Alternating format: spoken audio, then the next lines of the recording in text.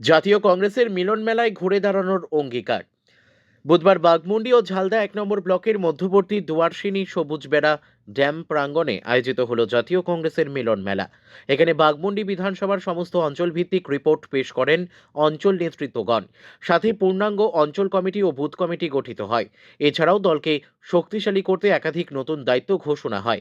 এই মিলন মেলায় খাওয়া দাওয়ার পাশাপাশি কর্মীদের অভাব অভিযোগ শোনা হয় দলের পক্ষ থেকে।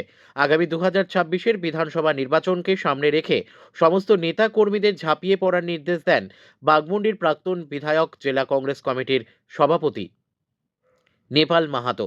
তিনি বলেন, আমরা অঙ্গীকারবদ্ধ পুনরায় জাতীয় কংগ্রেসকে জয়ী করার লক্ষ্যে আজকেই শপথ নেওয়া হলো।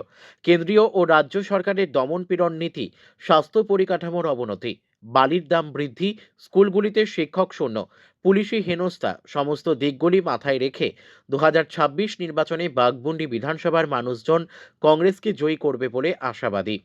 নেপাল মাহাতোর পাশাপাশি এদিন উপস্থিত ছিলেন জেলার সাধারণ সম্পাদক নিপেন মাহাতো, ঝালদা ১ নম্বর ব্লক সভাপতি বাহাদুর মাহাতো, বাঘমুন্ডি ব্লক সভাপতি হরেন্দ্রনাথ সিং বাবু, কার্যকারী ব্লক সভাপতি পিনাকি গাঙ্গুলি, ঝালদা ১ নম্বর ব্লক যুব সভাপতি শ্রীকান্ত লোহার ওরফে শিকে, বাঘমুন্ডি ব্লক যুব সভাপতি শিবরাম কুমার, জেলার যুব সাধারণ সম্পাদক মহানন্দ মাহাতো, প্রাক্তন বাঘমুন্ডি পঞ্চায়েত সমিতির সভাপতি অবনীভূষণ সিংহ সহ ব্লক, অঞ্চল ও বুথ স্তরের নেতাকর্মী সমর্থকেরা সকলের মধ্যে ব্যাপক উৎসাহ লক্ষ্য করা গেল।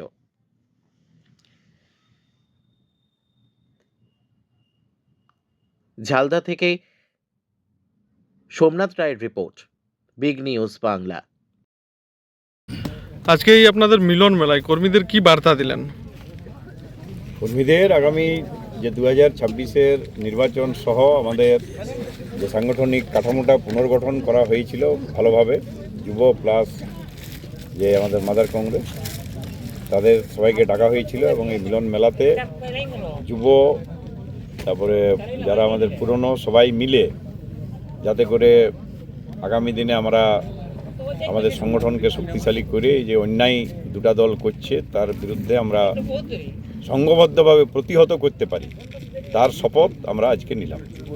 এবং আজকে উপস্থিতি খুব ভালো ছিল এবং আমরা আশা করব যে এইভাবে যেভাবে অনেক নতুন নতুন যারা নেতা কর্মী তারা আমাদের সঙ্গে যোগদান করলেন আজকে, এবং তারা সকলেই অঙ্গীকার করলেন যে আগামী দিনে আরও বেশি করে শক্তিশালী সংগঠনকে শক্তিশালী করে বাঘমুন্ডি ব্লক তথা বাঘমুন্ডি বিধানসভায় ২০২৬-এর নির্বাচনে আমরা যেন দুটা দলকেই পরাস্ত করে বাঘমুন্ডির মানুষের উপর যে অত্যাচার, সেই অত্যাচারের প্রতিকার আমরা করতে পারি।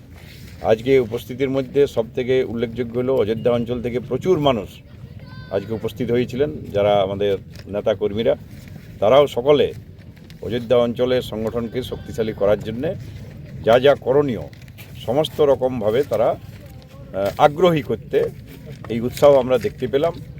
এবং এই ধরনের উৎসাহ আমি অন্তত আজ থেকে 10 বছর আগেও এই ধরনের কর্মী নেতাদের উৎসাহ আমি দেখতে পাইনি, এবং সেটা আজকে আমরা দেখতে পেলাম। আমার বিশ্বাস এই সংগঠন ভালোভাবে শক্তিশালী হবে।